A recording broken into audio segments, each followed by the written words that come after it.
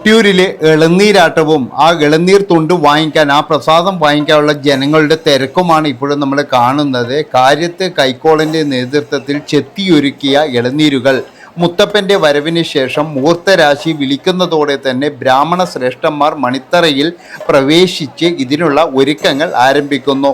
ഈ മഹാക്ഷേത്രത്തിലെ ഓരോരോ അടിയന്തര കർമ്മങ്ങളും നിർവഹിക്കുന്നത് പാരമ്പര്യമായി അവകാശമുള്ള ബ്രാഹ്മണ ശ്രേഷ്ഠന്മാരാണ്. ഈ കർമാധികാരികളായ ഉഷാകമ്പളം നമ്പൂതിരി ശ്രേഷ്ഠൻ 3 ഇളനീരുകൾ കൊത്തിയെടുത്തു ജലം സ്വർണ്ണ കുംഭത്തിൽ നിറച്ച് അഭിഷേകം ചെയ്യുന്നതോടെ ഇളനീർ അഭിഷേകം ആരംഭിക്കും. തുടർന്ന് ധാരാളം ബ്രാഹ്മണർ ചേർന്ന് മുഴുവൻ ഇളനീരുകളും സ്വർണം വെള്ളി കുംഭങ്ങളിൽ നിറച്ച് അഭിഷേകത്തിനായി നൽകുന്നു. ഇളനീർ അഭിഷേകം തീരുന്നതുവരെയും അവിടെ വാദ്യങ്ങളും മറ്റും ഉണ്ടായിരിക്കും. അപ്പോൾ അത് കഴിഞ്ഞതിന് ശേഷം എന്ന് പറഞ്ഞു കഴിഞ്ഞാൽ അതിൻ്റെ തൊണ്ട്, അതായത് അവിടെയുള്ള പ്രസാദങ്ങൾ സ്വീകരിക്കാൻ വേണ്ടിയിട്ടാണ് എല്ലാവരും അവിടെ കൂടിയിരിക്കുന്നത്. അപ്പോൾ ആർക്കും അപകടങ്ങളൊന്നും വരാത്ത രീതിയിൽ അവിടെയുള്ള വളണ്ടിയർമാർ കൃത്യതയോട് കൂടിയിട്ട് അത് ഭക്തജനങ്ങൾക്ക് കൊടുക്കുന്നൊരു കാഴ്ചയാണ് നമ്മൾ കാണുന്നത്.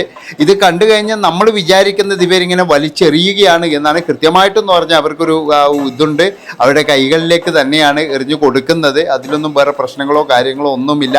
അതിനു വേണ്ടിയിട്ട് അത് ആ ഒരു പ്രസാദം, ഭഗവാന്റെ പ്രസാദം കഴിക്കുന്നതിന് വേണ്ടിയിട്ടാണ് ഇത്രയും ആൾക്കാർ ഈ കൊടും തണുപ്പിലും അതുപോലെ മഴയിലും കൊട്ടിയൂരപ്പൻ്റെ ആ സന്നിധിയിൽ അക്കരെ കൊട്ടിയൂരിൽ എത്തിച്ചേർന്നിരിക്കുന്നത്.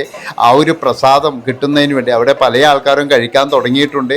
അവിടുന്ന് കിട്ടിയ ആ ഒരു തൊണ്ടിൻ്റെ ഉള്ളിലുള്ള ഇളനീരുകൾ, അതാണ് പ്രധാനപ്പെട്ട അന്നത്തെ ഒരു അന്നത്തെ ഒരു പ്രസാദം എന്ന് പറഞ്ഞാൽ. അത് കിട്ടുക എന്ന് പറഞ്ഞു കഴിഞ്ഞാൽ ഒരു ഭാഗ്യം തന്നെയാണ്. പക്ഷേ ഇപ്പോഴും എല്ലാവർക്കും കിട്ടും. കാരണം എന്താണെന്ന് വെച്ച് കഴിഞ്ഞാൽ അത് കൃത്യമായിട്ടെന്ന് പറഞ്ഞാൽ പണ്ടൊക്കെ എന്ന് പറഞ്ഞു കഴിഞ്ഞാൽ ഇങ്ങനെ എറിഞ്ഞു കൊടുത്തു കഴിഞ്ഞാൽ കിട്ടിയവർക്ക് കിട്ടി എന്നുള്ളതാണ്.